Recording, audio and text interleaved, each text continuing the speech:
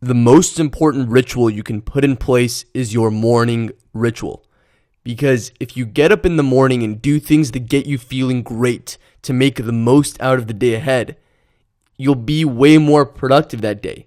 Imagine the difference between that and your alarm just going off in the morning, snoozing 3 times, rolling out of bed, eating something quickly, and then heading out the door in a half daze.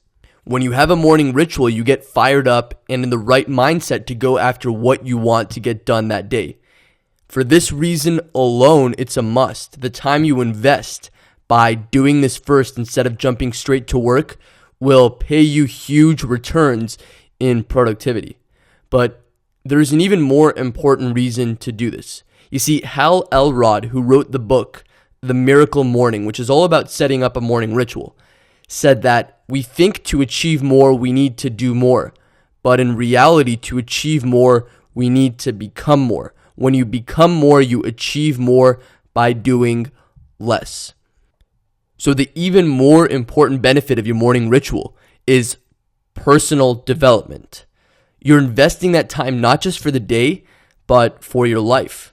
It's like Jim Rohn, the great speaker, said, income seldom exceeds personal development. Success is something you attract by the person you become. So you want to invest this first part of the day in things that get you in the right state of mind and things that, if done again and again, help you become the person you can become. Here's how Hal Elrod recommends breaking your morning ritual down. He describes it by the acronym SAVERS. He says to start by some sort of silence or meditation first off to get centered, and then affirmations followed by visualization, exercise, reading, and scribing, which is a fancy word for writing in a journal. Now, you don't have to do all of these things, but here is what I'd recommend doing as a bare minimum. Firstly, exercise. You want to invest this time in getting strong, healthy, and more importantly, feeling awake and energized for the day ahead. This can be walking out the door and going for a walk. It could be 10 minutes on a rebounder, or it could be a full workout. But even just 10 to 20 minutes first thing in the morning is enough.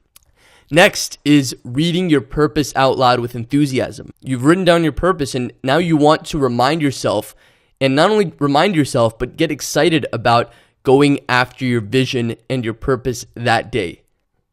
And lastly, visualize. You want to visualize a scene where you've achieved your purpose and you want to play that movie in your mind. But also visualize your day ahead. Visualize the day going perfectly.